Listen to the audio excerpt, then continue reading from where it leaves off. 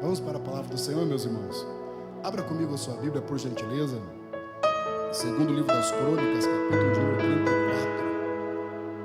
Deus abençoe, pastor, a sua família que gentilmente nos recebeu. O irmão que está cuidando disso aqui. Deus abençoe.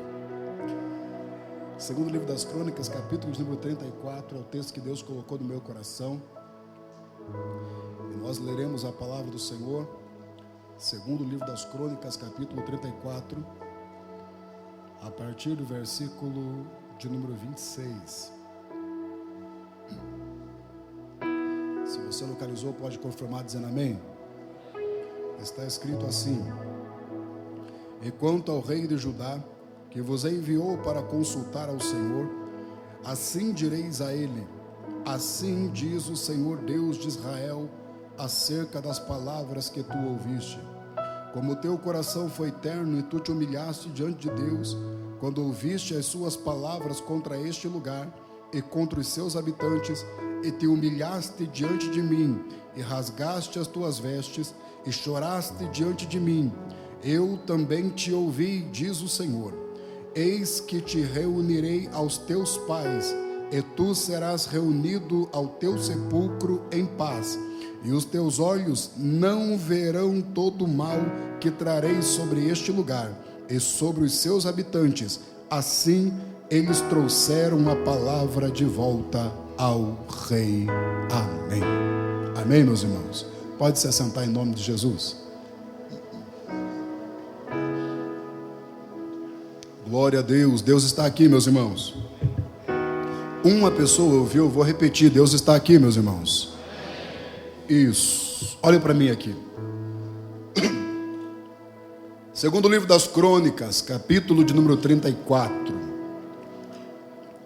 Lemos um texto sagrado que a Bíblia fala sobre um daqueles que nós podemos chamar de ícones da fidelidade a Deus ao longo da história da humanidade. O texto de 2 Crônicas, capítulo de número 34, a Bíblia fala sobre a história de um rei chamado Josias. 2 Crônicas, capítulo 34, a Bíblia fala a história de um rei chamado Josias. Eu quero deixar uma palavra muito breve para a meditação dos irmãos aqui hoje, mas dentro do tempo que nos é permitido, eu quero falar aqui sobre 3 segredos do reinado de Josias. 3 segredos do reinado de Josias.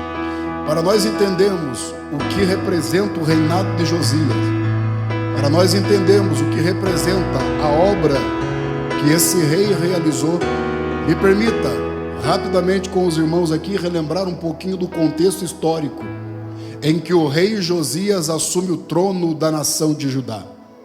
A nação não vinha bem, e já fazia um certo tempo. A nação não vinha bem, e já fazia algum tempo que eles vinham sofrendo, que eles vinham padecendo. Havia instituída no meio do povo uma crise política, uma crise espiritual, uma crise moral, e essa crise estava levando a nação ao fundo do poço. Essa crise, ela vinha desde o final do reinado do rei Salomão. Salomão, você lembra, filho de Davi, aquele que assumiu o trono, e quando assumiu o trono, ele busca ao Senhor, e na sua oração Deus responde, e a resposta de Deus a ele é favorável, quando ele pede ao Senhor que Deus lhe dê sabedoria para governar. Salomão pediu sabedoria para governar.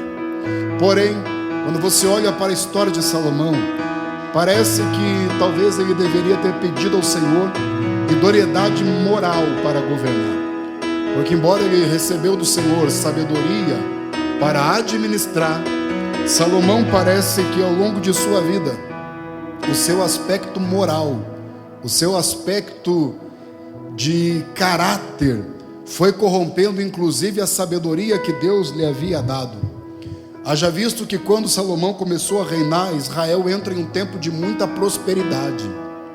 No início do reinado de Salomão, Israel começa a expandir as suas fronteiras geográficas, começa a fazer aliança com povos de outras terras, riqueza começa a vir para dentro da nação, a nação começa a prosperar, a nação começa a crescer. No auge do reinado de Salomão, vinham reis de todo o mundo para ver a glória e para ver aquilo que ele era capaz de fazer. Mas perto do final da sua vida, Salomão vai perdendo a sua essência. Perto do final da sua vida, Salomão vai perdendo o seu caráter. Perto do final da sua vida, Salomão vai perdendo a sua vontade de fazer o que era melhor diante de Deus. A tal ponto de, quando Salomão termina o seu reinado, quando Salomão está prestes a descer à sepultura e outro vai assumir o seu lugar, Salomão tinha um índice, escute, o homem que recebeu sabedoria do Senhor, o homem que foi aplaudido em toda a terra, e reis vinham para ver a sua glória. Quando ele está perto de terminar o reinado, Salomão tinha um índice de rejeição popular de 83%. 83% da nação olhava para Salomão e dizia: rei igual esse eu não quero. 83% da nação olhava para ele e dizia: um reinado desse não serve para nós. Das 12 tribos que compunham a nação, 10 dizia: esse tipo de reino para nós não serve. De maneira que quando Salomão morre e o seu filho Roboão vai assumir o trono, as 10 tribos mais insatisfeitas se reúnem e eles vêm para falar com aquele que seria o novo rei, e dizem para Roboão: Roboão, nós até aceitamos que você reine, até aceitamos que você governe, mas nós queremos fazer um pedido. Qual é o pedido? Primeiro pedido: queremos que você reduza a carga de impostos, porque os impostos estão pesando sobre a nação. Segundo pedido: o teu pai investiu na região sul, nós queremos pedir que você priorize também a região norte, e você invista aqui, porque tudo está concentrado no sul, em Jerusalém, e nós queremos que o norte também seja atendido. Roboão, quando ouve esse pedido das tribos, ele vai consultar os anciãos, e diz para eles: olha, as tribos estão me pedindo isso, o que é que eu faço? Os anciãos dizem para ele: cede ao pedido, que se você agrada o povo, você ganha o coração do povo e o povo vai te abençoar. Só que ele deixa esse conselho e vai pedir conselho para os jovens. Os jovens dizem para ele: se você ceder o povo depois te domina, então não ceda. Entre o conselho dos antigos e o conselho dos jovens, Roboão ouve o conselho dos jovens e diz para o povo: se o meu pai era complicado, se prepare que agora a coisa vai ficar pior. Se o meu pai era difícil, se prepare que agora o negócio vai ficar mais estreito. Aí as 10 tribos dizem: bom, se é assim, então nós não queremos mais fazer parte desse reino. E eles dividem a nação.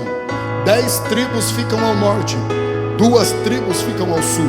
As 10 tribos do norte entendem que o sul se desviou, portanto as 10 tribos ficam com o nome de Israel. O sul fica com o nome de Judá. 10 tribos de um lado, 2 tribos do outro, Israel de um lado, Judá do outro, reino norte, reino sul. Esse reino norte, ele dura mais ou menos 200 anos. 200 anos depois, Deus vai permitir a extinção desse reino, permitindo que o exército da Assíria venha contra eles, invada e destrua completamente aquela terra, restando o reino sul, restando o reino de Judá. O grande pecado do reino norte foi que nesses mais ou menos 200 anos que eles existiram, eles tiveram 20 reis. Dos 20 reis que eles tiveram, a Bíblia diz que 20 pecaram contra o Senhor. Não teve um rei que foi fiel. Já no reino sul, houveram reis que foram fiéis e reis que foram infiéis. Dentre aqueles que foram fiéis, eu quero mencionar só um aqui nessa noite, que é o rei Josias. Mas para entender um pouquinho quem foi esse camarada e glorificar a Deus pela vida dele, por aquilo que o Senhor foi capaz de fazer através da história dele, me permita lembrar um pouquinho aqui de quem era a família dele. Josias era neto de um homem chamado Manassés, e Manassés foi, quem sabe, o pior rei do reino sul.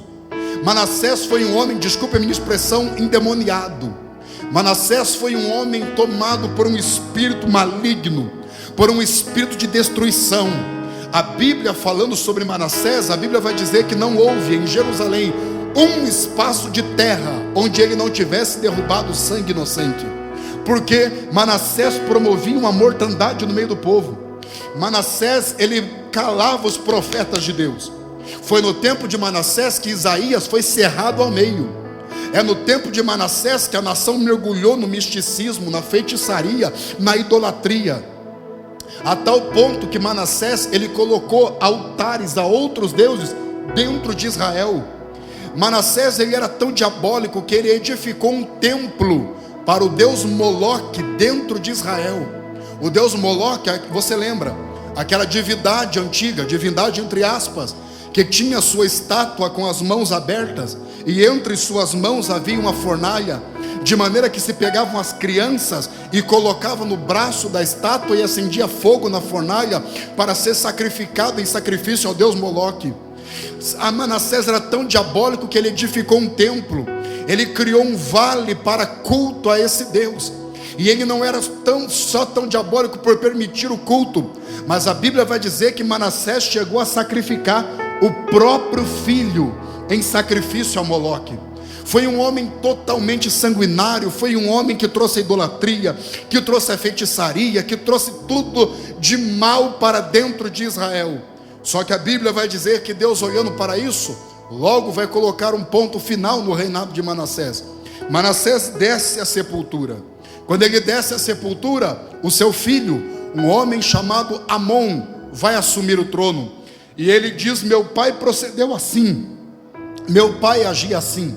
Se meu pai agir assim, eu vou proceder da mesma maneira. E Amon, quando assume o trono, ele dá continuidade ao reino maligno do pai.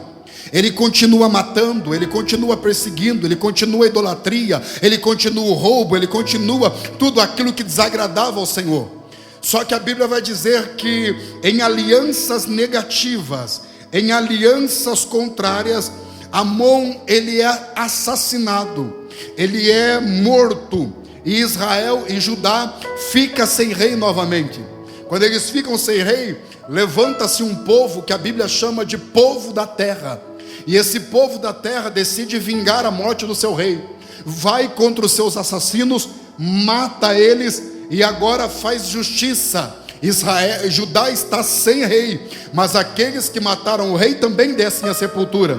Só que esse povo da terra, que era uma espécie de latifundiários, gente que tinha influência, gente que tinha riqueza e que fizeram justiça, eles olham e dizem: a nação não pode ficar sem rei, a nação não pode ficar sem alguém no trono. Vamos estabelecer quem de direito legal, vamos estabelecer quem tem o direito para se assentar no trono. Quem é o próximo da lista? Josias. Eles olham para Josias e dizem: Josias, o negócio é o seguinte: é você o novo rei de Judá, é você o novo rei da nação, prepare-se para assumir o seu trono. E Josias prepara. Josias então vem e é coroado como rei de Judá.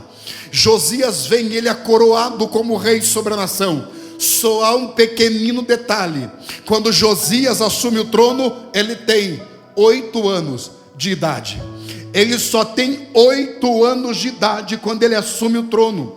Só que esse menino era tão menino na idade, menino no tempo cronológico, mas era tão cabra macho no caráter, que desde a infância ele já mostrava uma postura totalmente diferente daqueles que lhe antecederam. Josias era menino na idade, mas era homem no caráter, era homem na personalidade, era menino para quem olhava fisicamente, mas para a essência que havia dentro dele, havia um homem de postura, havia um homem de firmeza, que estava chegando no trono e estava dizendo: eu vou fazer uma coisa diferente nessa nação, porque eu posso ser menino na idade, mas eu acredito que eu estou chegando aqui porque Deus está me trazendo. E se Deus está me trazendo, não importa se eu tenho pouca idade. Se Deus está me trazendo, não importa se eu sou criança. Se Deus está me trazendo, não importa se olham para mim e diz: quem é tu, menino, para falar alguma coisa aqui dentro? Vão ter que respeitar que eu tenho pouca idade, mas Ele me chamou para fazer a diferença. E quando Deus chama, Deus dá autoridade. Não importa se é criança, não importa se é mulher, não importa se é jovem. Alguém pode até olhar e dizer: sai daqui, menino, você não tem idade para falar comigo. Mas quando Deus quer, gente velha tem que se dobrar para respeitar menino que Deus está levantando. E eu posso profetizar aqui nessa noite, nem que sejam meninos, Deus vai levantar aqui para uma obra poderosa e vai derramar autoridade para fazer a diferença nessa terra.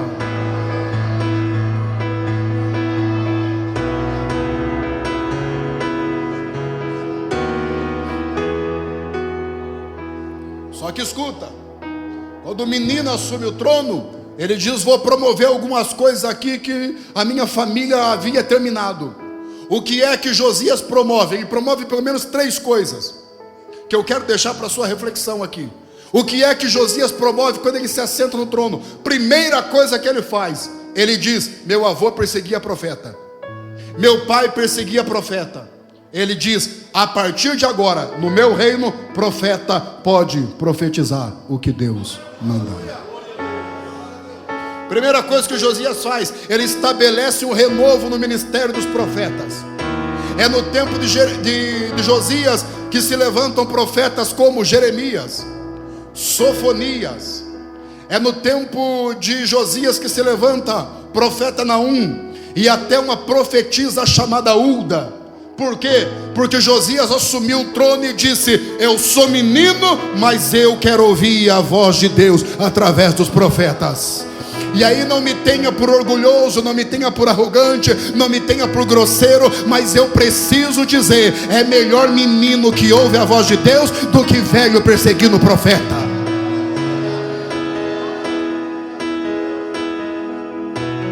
E ele chega e diz: pode falar, pode profetizar, porque meu avô perseguia profeta, meu pai perseguiu profeta. Mas quem não deve não, me ajude, quem não deve não.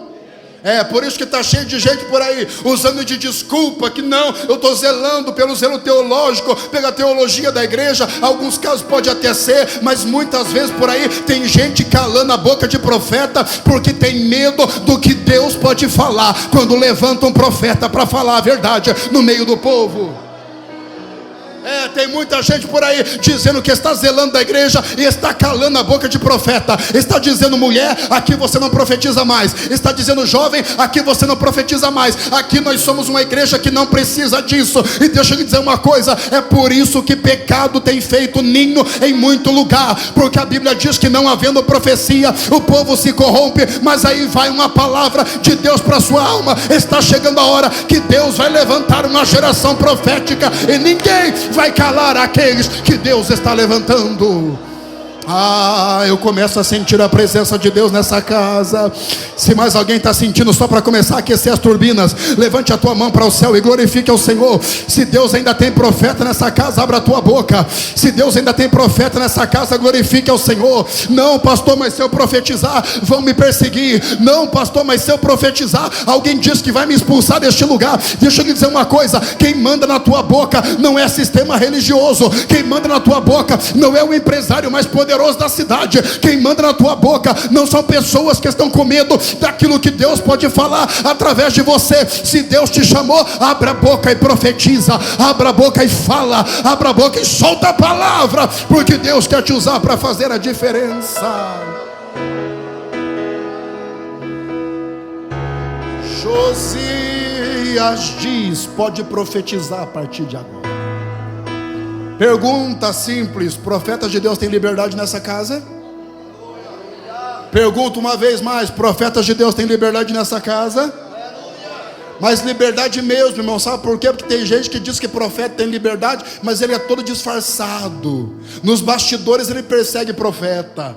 Ele diz para o profeta: pode pregar, mas quando o profeta vai embora, ele manipula para nunca mais voltar. Ele diz: profeta pode pregar, mas quando o profeta prega, aí nos bastidores diz: aí vamos dar um jeitinho de queimar ele aqui, queimar ele acolá. Mas deixa eu lhe dizer uma coisa: Deus está levantando uma geração profética que ninguém vai conseguir colocar a mão. Tem gente que é perseguidor de profeta, pastor, e é disfarçado. É a síndrome de Acabe, sabe? A Bíblia diz que um dia Josafá foi convocado por Acabe para ajudá-lo em uma guerra. E Josafá chegou e disse: Acabe, eu posso até ir com você, Só que antes de ir para a guerra eu tenho um procedimento. Qual é o procedimento? Eu chamo os profetas de Deus para ouvir a voz de Deus através deles. O Acabe disse: fica tranquilo, profeta que você quer? Tem o profeta Arrodo aqui. Chamou um monte de profetas. Ele disse: profetiza aí, profetiza. Profetiza que o Josafá quer ouvir isso. Se Deus está conosco e tal, fala. E os profetas começaram a profetizar. E disseram: vai que Deus é contigo. Vai que tu é o cara. Vai que a bênção está sobre você. Só que o Josafá era crente com visão espiritual. E crente com visão espiritual não se ilude com qualquer coisa. Crente com visão espiritual não fica comendo profecia frajuta como se fosse Deus falando. O Josafá diz que tem alguma coisa errada com esse negócio aí. O Acabe, não tem mais nenhum profeta? Tem um. Mas ele não gosta de mim. Coisa boa, chama ele. Chamou. Veio um tal de Micaías, que o cabra era doido. Quando chegou, ele ainda chegou brincando. Ele disse: vai, Acabe, que Deus é contigo. O Acabe falou: eu sei que você não quer falar isso. Fala a verdade. O que é que você quer dizer de verdade? O Micaías libera a palavra e diz assim: se tu fores à guerra, você não volta com vida. Deus não está com você. O Acabe ficou tão bravo que disse: prenda ele. Os soldados vieram, pegaram e estão levando ele preso.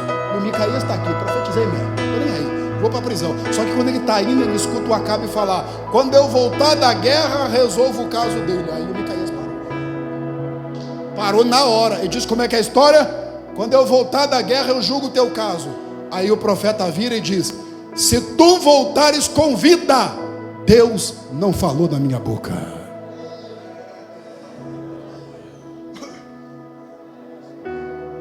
O Acabe diz: vou provar que ele está errado. Foi para a guerra. Só que quando chegou na guerra, ele começou a pensar: e se foi Deus que usou? Ele chegou na guerra, meu irmão, e começou a pensar: vai que foi Deus que falou mesmo. Que esse povo, irmão, deixa eu te falar uma coisa: eles te perseguem, mas quando o calo aperta, eles sabem que foi Deus que falou. Eles podem falar mal de você, mas quando a coisa aperta, eles sabem que Deus está na sua vida. O Acabe diz: quer saber de uma coisa? Vou dar um jeitinho. Qual é o jeitinho que eu vou dar? Vou me disfarçar. Tira a roupa real, deixa com Josafá, fica com roupa de soldado. Por quê? Porque o exército inimigo vem e procura o rei. Aí ele estará disfarçado. A Bíblia diz que a tarde vai caindo, e quando a tarde vai caindo, ele estará disfarçado, perseguidor do profeta, disfarçado no meio do campo de batalha. Quando ele está disfarçado, a Bíblia diz que um arqueiro pega o seu arco, pega a flecha, e ele nem olhou, puxou, não viu para onde estava atirando, simplesmente puxa e atira. Quando a flecha sai, se nós pudéssemos dramatizar isso aqui, é mais ou menos como se Deus chegasse na flecha e dissesse: flecha, está indo aonde? Eu não sei, me atiraram aí, não tem rumo não, vou lá no pastor Isaac. Aí Deus diz: não, deixa o Isaac lá, vou mudar a tua direção, sai dessa rota e pega outra rota. A flecha muda a direção e vai, e cai onde? Exatamente no Acabe, que estava disfarçado no meio do campo de batalha. E Acabe morre naquele dia. Deixa eu lhe dizer uma coisa: estava disfarçado, mas Deus sabe onde ele está.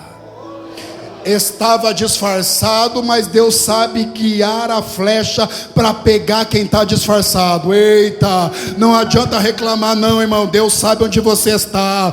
Está no altar disfarçado, mas Deus conhece quem é Acabe. Está no meio do círculo de oração disfarçada, mas Deus sabe quem tem espírito de Acabe. Está no meio dos jovens disfarçado, mas Deus sabe quem tem o espírito de Acabe. E eu vou te dizer: a flecha está vindo aí, a flecha está vindo aí, e vai acertar quem anda disfarçado. Se eu fosse você, entrava pelo caminho do conserto, porque hoje a flecha de Deus vai passar na terra e pode colocar fim em alguém que anda disfarçado.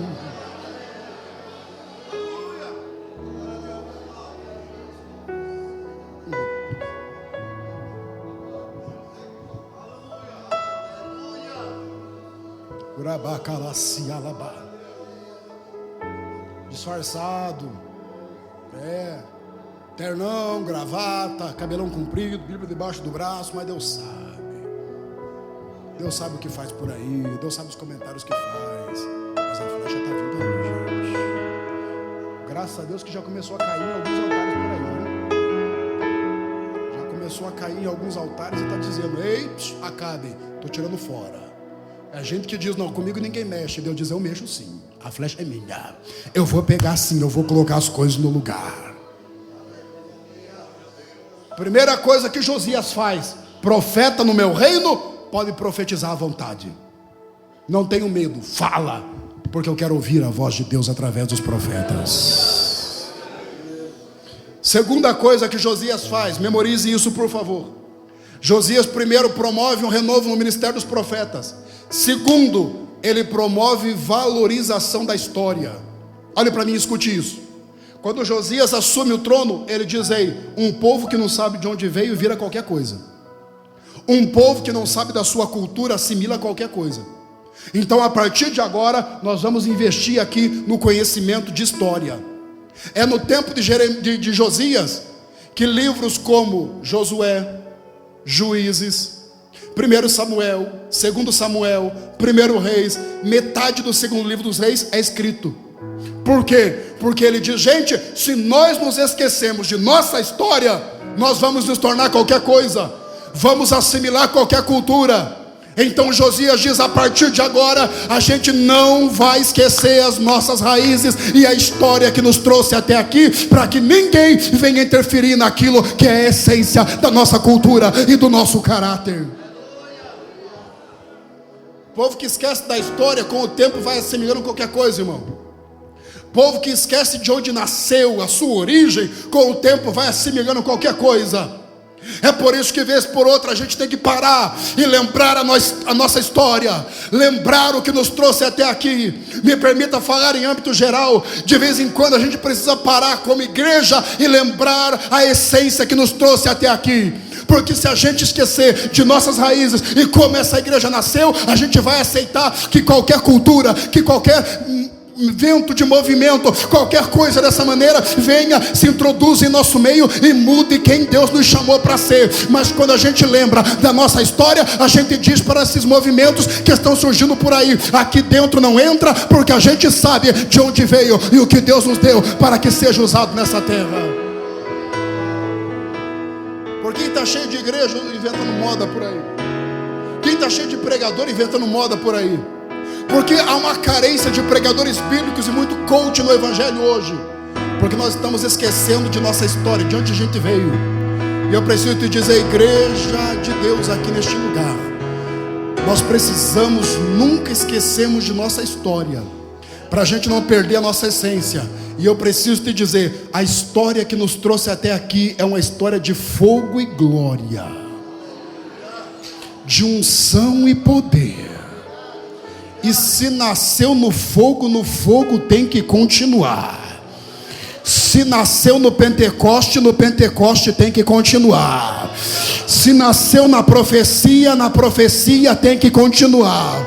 Se nasceu no assim diz o Senhor, no assim diz o Senhor, tem que continuar. Ah, irmão, eu tenho 39 anos de idade só. Eu faço parte de uma geração nova que vem surgindo por aí. Mas se tem uma coisa que eu oro, é que nunca na minha vida eu venha a jogar fora a história dos antigos e dizer: esse povo que passou já não serve para o dia de hoje. Não, igreja que não tem história também não tem essência. Mas a história dessa igreja nasceu no fogo e hoje nós glorificamos a Deus, porque a essência ainda está neste lugar.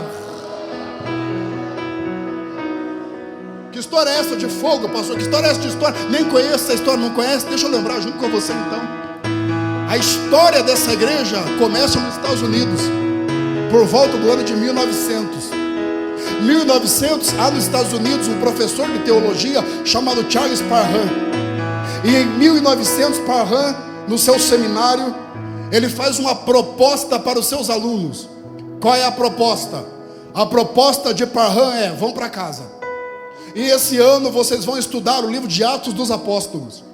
E tudo que vocês entenderem de Atos dos Apóstolos, vocês anotem, tragam, e nós vamos estudar em sala de aula. Combinado? Combinado. Os alunos foram para casa, ano de 1900, e começaram a estudar Atos dos Apóstolos. E eles foram anotando tudo o que aprendia, tudo aquilo que eles queriam, eles foram anotando. Só que no meio do ano começou a surgir uma dúvida, meu pastor. Os alunos começaram a escrever, pastor Isaac, aquilo que entendiam, e alguém escrevendo sobre Atos perguntou: mas e se hoje Jesus levantasse uma igreja com o mesmo poder da igreja de Atos? Os alunos começaram a perguntar: e se hoje Jesus batizasse com o Espírito Santo, como batizou os crentes em Atos dos Apóstolos? O que aconteceria no mundo se isso acontecesse hoje? E eles começaram a discutir entre si, se Jesus batizaria hoje ou não. Jesus batiza hoje ou não? Resultado: 31 de dezembro de 1900, perto da meia-noite, os irmãos daquele seminário estão orando, e eles estão orando já próximo da meia-noite, aquela oração comum, aquela oração normal. De repente levanta-se uma moça, e a moça diz assim: gente, eu quero entrar no meio desse círculo aqui, e eu gostaria que vocês orassem por mim. Ah, é? Orar por quê? Ela diz: porque lendo Atos dos Apóstolos, eu entendi que Jesus ainda batiza com o Espírito Santo. E ela diz: eu quero que vocês orem por mim, porque eu creio que Jesus vai me batizar aqui agora. Ela entra no meio, 31 de dezembro de 1900, perto da meia-noite. Eles oram por ela, e quando oram por ela, a moça é batizada com o Espírito Santo. Só que o negócio foi incrível, porque não foi só ali. Quando ela foi batizada com o Espírito Santo, a atmosfera do mundo, do planeta, fez isso aqui, mudou, e começou a explodir focos de avivamento em todo o mundo. O início do século foi varrido pela glória de Deus. Os avivamentos do começo do século são incríveis. Por exemplo, o avivamento de 1905, País de Gales. Se você não estudou, por gentileza, estude isso. País de Gales, eles estavam em um culto dia e começaram a dizer: o Senhor está batizando na terra, o Senhor está operando na terra. E nossa reunião aqui é daquela reunião que o povo só acorda quando bate a cabeça no banco da frente. É daquelas uma aqui que não tem um glória a Deus, não tem um aleluia, não tem um amém. E eles começam no meio da reunião a dizer: nós queremos ser batizados, nós queremos poder, nós queremos glória, nós queremos unção, nós queremos autoridade. E quando eles estão dizendo: Senhor, nós queremos receber da tua presença, Deus desce na reunião. Deus desce na reunião, naquele dia o culto não acabou. Literalmente o culto não acabou. O culto no País de Gales durou 6 meses direto. Porque o povo estava na igreja, saía um grupo, fazia o que tinha que fazer, voltava, depois o outro grupo saía. E foram 6 meses direto. Nesses 6 meses, eventos esportivos foram cancelados. Por quê? Porque não tinha torcida. O povo estava na igreja. Não tinha atleta, os atletas estavam na igreja. Tem uma história muito legal desse avivamento, de um dia que haviam 2 igrejas na cidade, e as igrejas estavam brigadas entre si. Naquele tempo a igreja brigava, hoje não, né? Naquele tempo acontecia 2 igrejas brigadas entre elas. E naquele movimento de oração, um irmão se levantou e falou: gente, eu estou sentindo de Deus. O quê? Vamos lá na outra igreja e nós vamos orar junto com eles. Vocês aceitam? A igreja cheia de Espírito Santo: aceitamos, vamos lá. E eles saíram para ir. Só que lá na outra igreja, meu irmão, alguém levantou na mesma hora e disse: estou sentindo de Deus, vamos lá na outra igreja e vamos orar com eles. Aceitamos. A igreja saiu e estava indo. Eles estavam indo de lá e vindo cá. Eles se encontraram no meio do caminho. E no meio do caminho houve um culto ao ar livre, com renovação, comunhão, pedido de perdão e a glória de Deus se manifestando. Na Índia, 1905, tem a história de uma mulher que, se você não ouviu, procure se informar sobre ela. Uma mulher chamada Pandita Ramabai. Essa mulher, tomada pelo Espírito Santo, ela era tão cheia da glória de Deus que ela conseguiu mudar a cultura do país. Na Índia, início do século, era permitido que homens extremamente velhos casassem com meninas extremamente jovens. Então um homem de 60, 65 anos casava com uma menina de 8, 10 anos. E essa mulher, ela levantou uma organização que adotou 800 jovens viúvas. Porque a menina com 8 anos casava com um homem de 60, estimativa de vida baixa, logo ele morria, ela ficava viúva. Ela adotou 800 meninas, que dava suporte para essas crianças. Só que Pandita Ramabai, uma mulher tão cheia do Espírito Santo, logo após a sua morte, o impacto de sua obra e o poder de Deus através dela foi tão grande que eles mudaram a lei do país.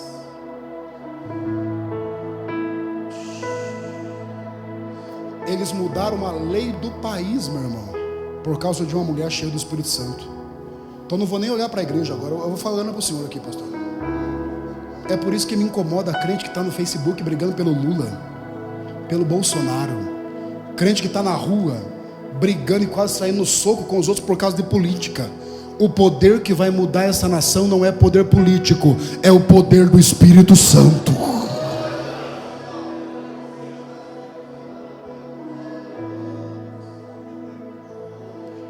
A mulher muda por causa de uma unção que estava sobre ela, o país muda a lei.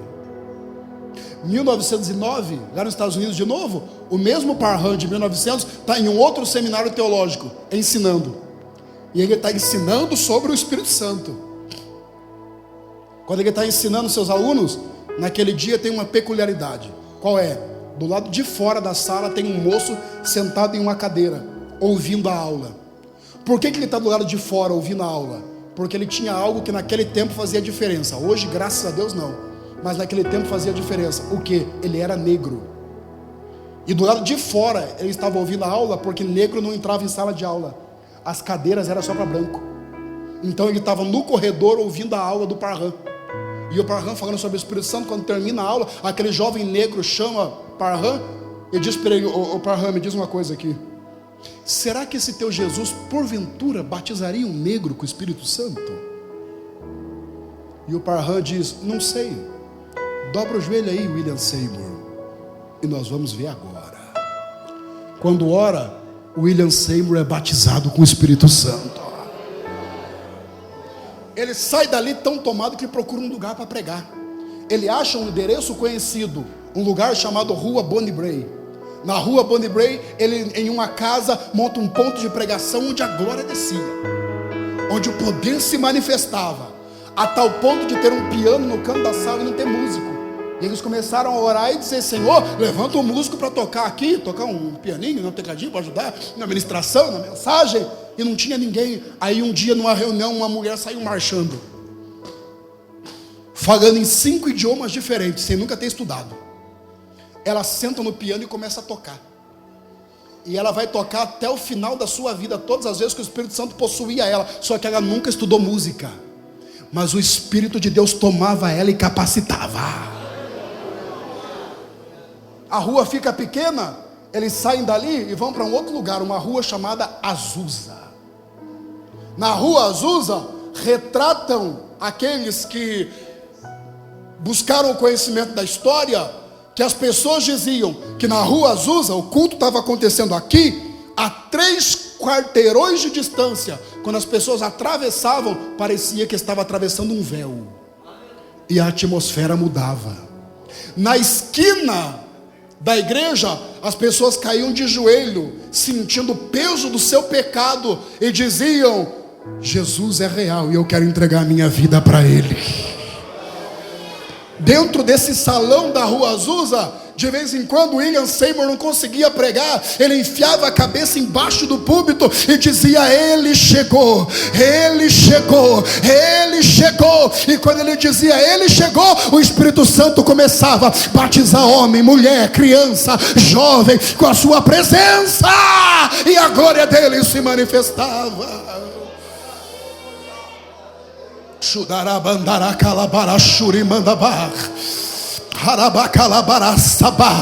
Eu sinto esse Espírito neste lugar. Eu não sou William Seymour, mas eu posso dizer aqui nessa noite: Ele chegou, Ele chegou, Ele chegou, Ele chegou. E se você sente, levante a tua mão, porque Ele está dizendo: eu venho para renovar a minha igreja agora. Puramanda calabara xandabar, mandara cala sombra darabacala, purababa sandebaca darabaxandabaia.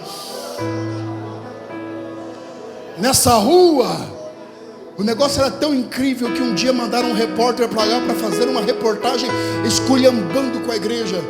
Mandaram um repórter para lá para fazer uma reportagem destruindo com a fama da igreja. O repórter entrou e ele ficou no cantinho, na parede, olhando o movimento. E quando ele começou a olhar o movimento, ele viu as irmãs dançando, ele viu os homens correndo, e ele escrevendo e falando histeria coletiva.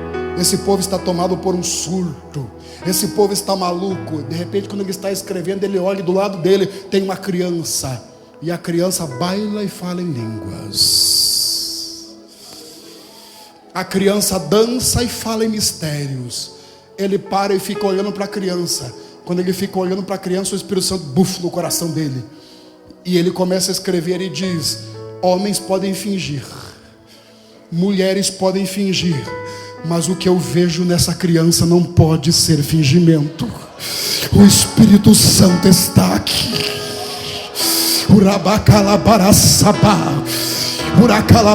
Aviva, Senhor, a tua obra. Aviva, Senhor, a tua obra. Eu profetizo, esses cultos vão voltar. A gente vai voltar para aquelas reuniões que não tinha hora para acabar. A gente vai voltar para aquelas reuniões que o povo levantava para adorar. A gente vai voltar para aquelas reuniões que o povo levantava a mão, que o povo não conseguia ficar sentado. A gente vai voltar para aquelas reuniões que a glória descia. E quem sabe vai começar agora.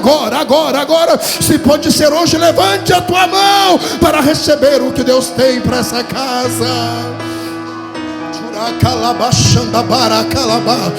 Segure a sua mão levantada por um segundo. Eu sinto a presença de Deus nessa casa. Eu sinto a glória de Deus aqui. Se Deus disser que vai levantar dois aqui nessa mesma unção e nessa mesma presença, dá licença, eu sou o primeiro. Se o segundo está aqui, segure a tua mão levantada e adore. Segure a tua mão levantada e adore.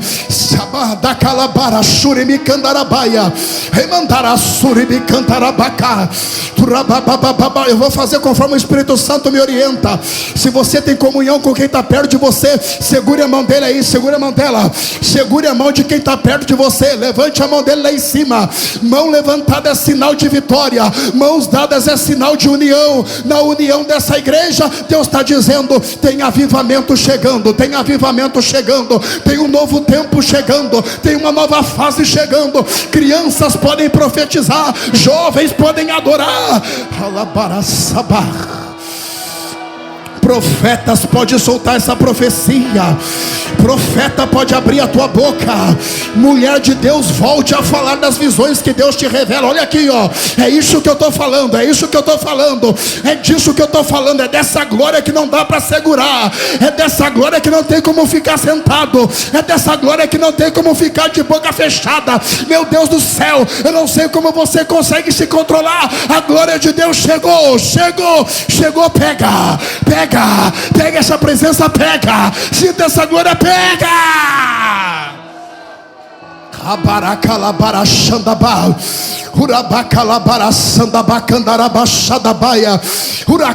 Eu profetizo, jovem, sai poeira da tua garganta, mas vai voltar a falar em línguas aqui hoje. Vai voltar a falar em línguas aqui hoje. Mulher que há tempo não profetizava, vai profetizar agora. Abre a sua boca aí.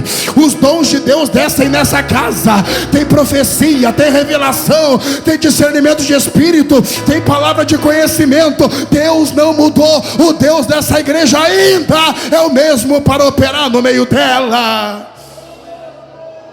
Uracalabachandarabandarabacaya. Churaiaiá.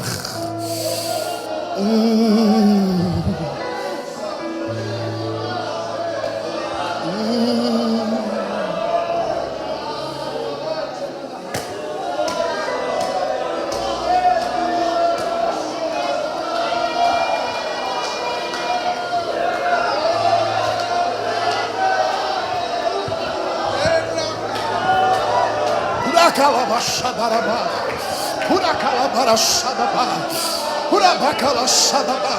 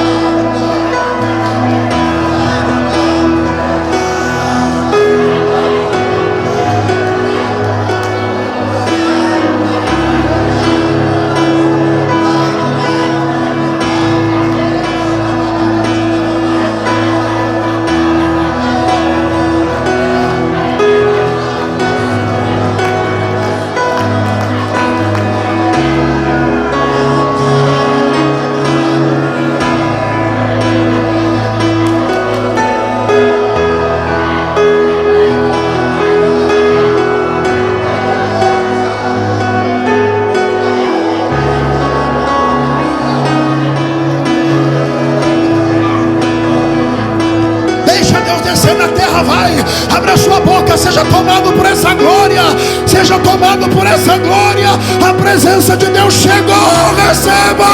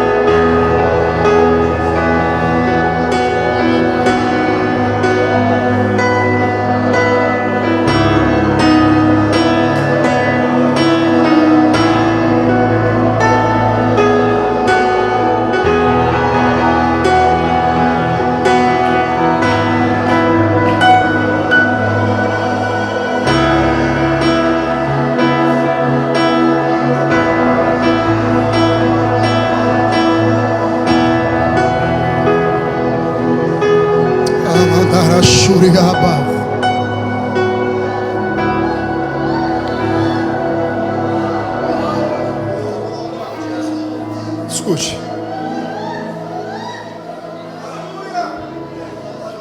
não tem como continuar.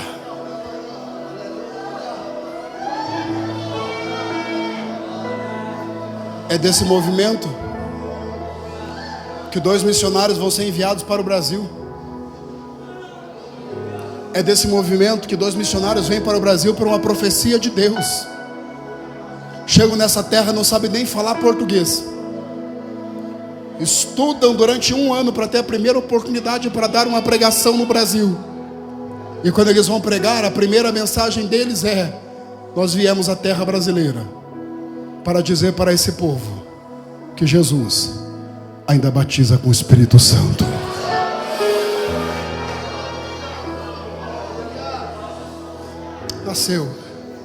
Nasceu assim, meu irmão. E é por isso que o meu coração entra em desespero quando eu vejo jovens cantando, usando de toda a técnica vocal, de tudo aquilo que o talento humano pode oferecer, mas você percebe que a glória de Deus não está ali. Pregadores que vêm com seus jargões: eu vim aqui virar a chave, eu vim aqui destravar o seu potencial. E seus jargões não substituem a glória de Deus. E há uma geração de jovens que se ilude com isso. Por que é que eles se iludem com isso? Eu digo, porque eles não viram a essência. A história foi se perdendo. Sabe por que é que essa geração chama de pregadores alguns por aí que a gente olha e diz não é pregador nunca? Porque eles não viram o meu pastor Luiz Antônio. Eles não viram Gesiel Gomes no auge. Eles não viram Takayama. Eles não viram Valdir Nunes Bícego. Eles não viram Joá Caetano. E porque não viram a glória, eles se iludem com o que vem por aí com aparência de pregador. Mas ei, aí vai uma palavra: o clamor dos antigos chegou diante do trono. Andaraçaba.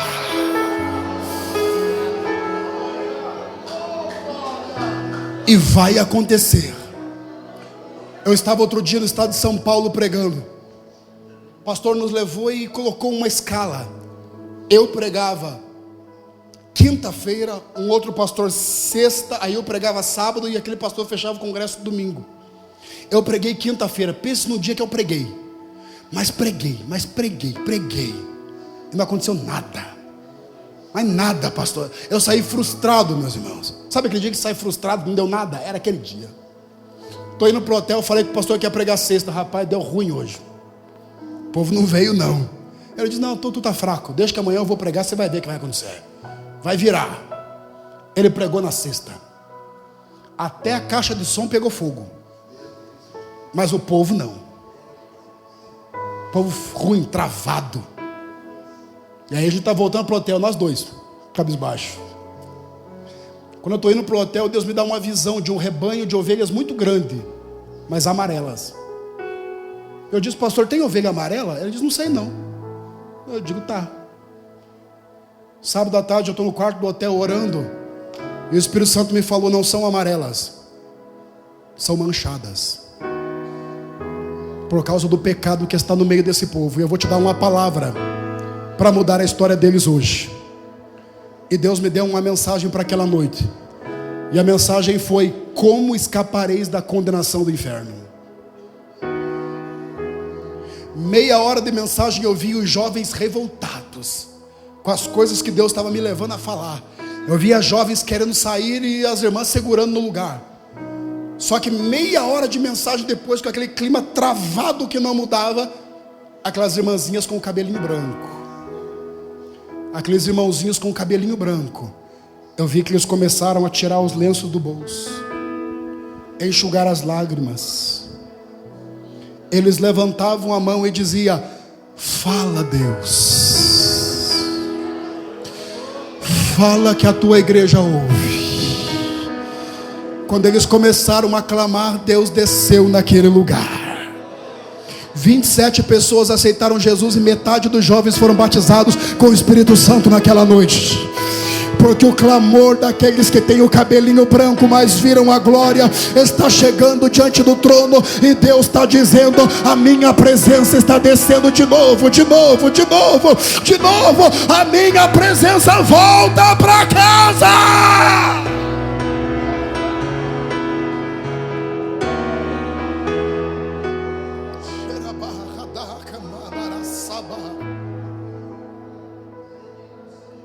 Josias diz, precisamos valorizar a nossa história. E eu encerro. A última coisa que Josias fez e que você precisa essa noite ter coragem para fazer. Josias se levanta e ele diz, meu avô foi um homem que teve um estilo de vida que não agradou a Deus.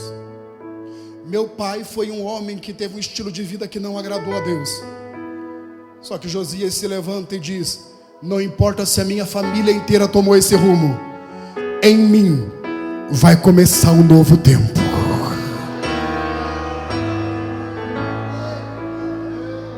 Josias se levanta e ele diz, a minha família vem de um histórico extremamente complicado, e seguindo a lógica humana, seguindo a sociologia, eu também serei fruto do meio, e eu também vou caminhar para um estágio de deterioração, e serei alguém extremamente complicado nessa terra. Só que Josias se levanta e ele diz, não importa se ninguém na minha casa foi do jeito que eu quero ser, em mim começa um novo tempo, uma nova fase. Eu estou rompendo com o passado e estou dizendo, em mim vai começar uma nova história.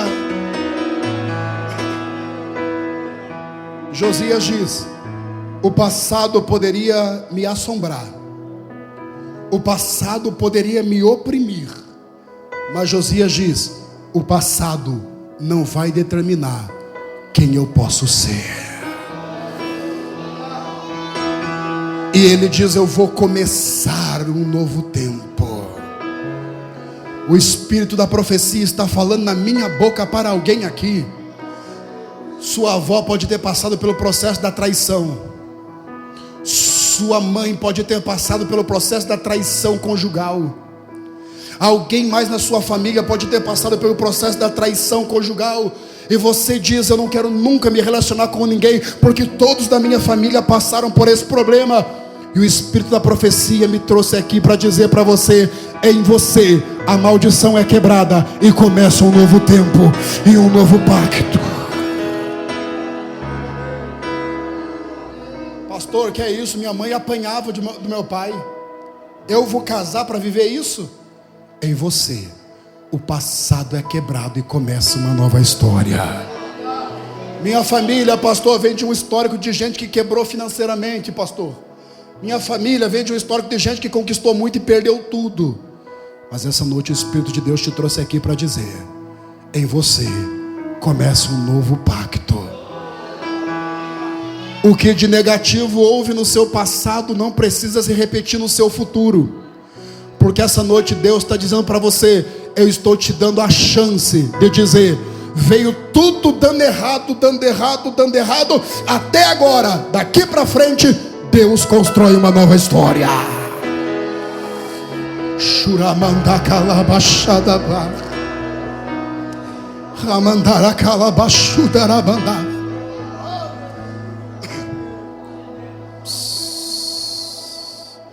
O espírito da profecia fala na minha boca.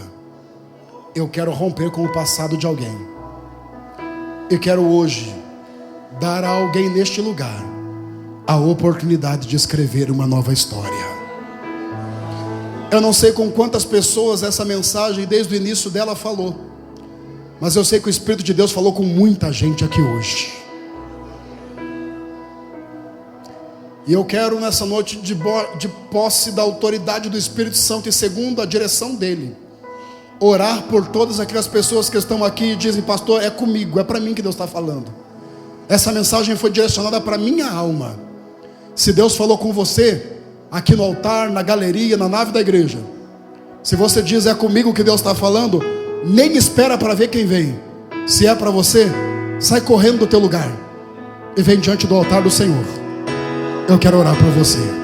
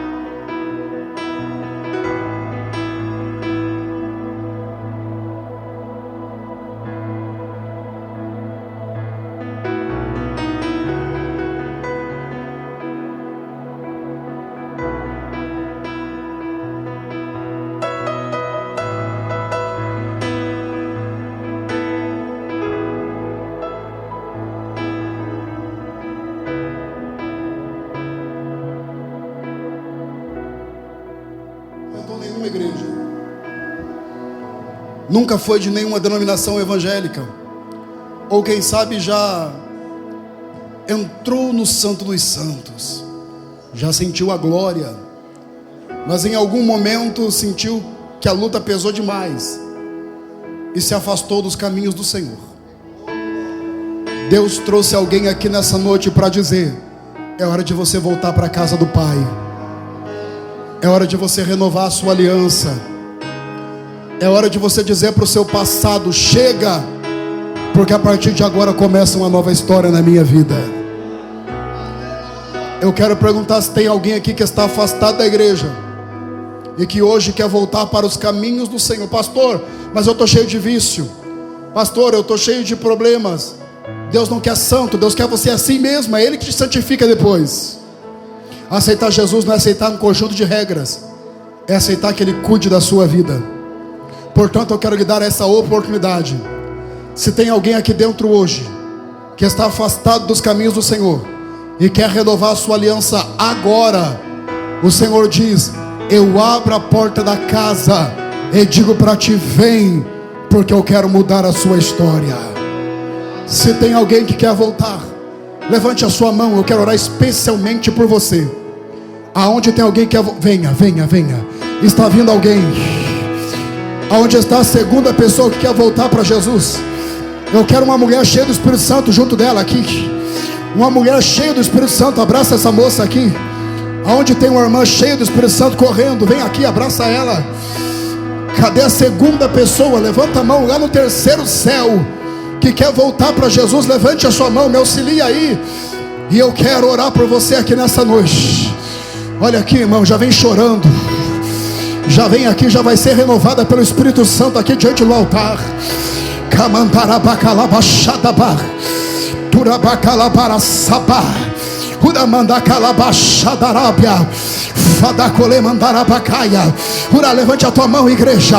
Urabakalashandebá, Lamandarabakadabadaxadarabaia. Porque eu vejo uma brasa sobre essa moça que volta para os caminhos do Senhor agora. Eu vejo uma presença sobre ela.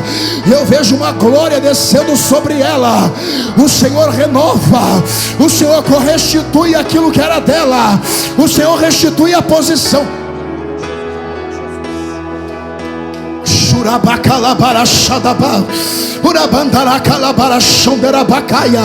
Autoridade para cantar, autoridade para louvar, autoridade para estar envolvida.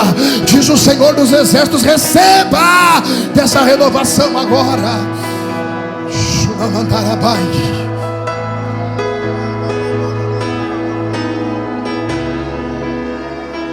Aonde está a segunda pessoa que vai voltar para Jesus? Está vindo, levante a mão. Cadê? Nelceli, está vindo ali? Está ali? Acompanha ele, por gentileza, acompanha. Vem um moço cheio de Espírito Santo junto com quem está aceitando Jesus. Quem está aceitando Jesus, vem bem diante do altar. A moça ali, a moça, conduz até aqui à frente, conduz. Deixa chegar, abre o espaço aí, deixa chegar. Xadarabai, candore, mandarabai, isso. Deixa ela chegar diante do altar, deixa. Shuremanda candabar. Uracalabaçai, aqui está vindo chorando. Se isso aqui não é o Espírito Santo, eu não sei mais o que é, pastores. Se isso aqui não é o Espírito Santo, eu não sei mais o que é. Se Deus não está nessa igreja, eu não sei mais onde está. A segunda pessoa veio aí na galeria. Cadê a terceira pessoa? É hora de você romper com o seu passado. É hora de você romper com essa tradição familiar que você diz: eu nunca vou entregar minha vida naquela igreja. É hora de você romper com essa tradição e dizer: eu quero começar uma nova história, eu quero começar uma nova vida. Deus te chama. Aonde você está?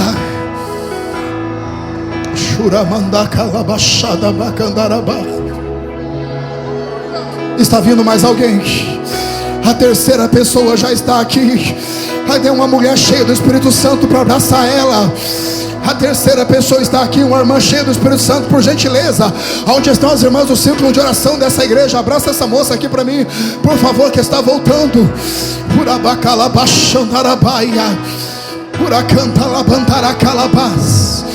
Onde está a quarta pessoa que vai voltar para Jesus? Levante a sua mão. Sem receio algum, levante a sua mão lá em cima. Deus está dizendo: eu te chamo, eu te renovo agora. Eu te dou a oportunidade de não sair aqui do mesmo jeito, mas a sua vida ser mudada e ser transformada.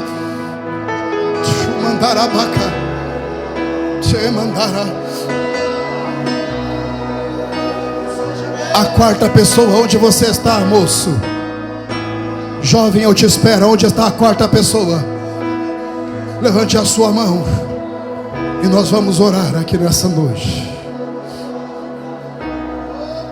Oricanta la mandara sabria. A quarta pessoa, eu estou encerrando esse apelo. Quer voltar? 2. Se a quarta pessoa quer voltar para Jesus, levante a sua mão agora e nós vamos orar. Aonde você está?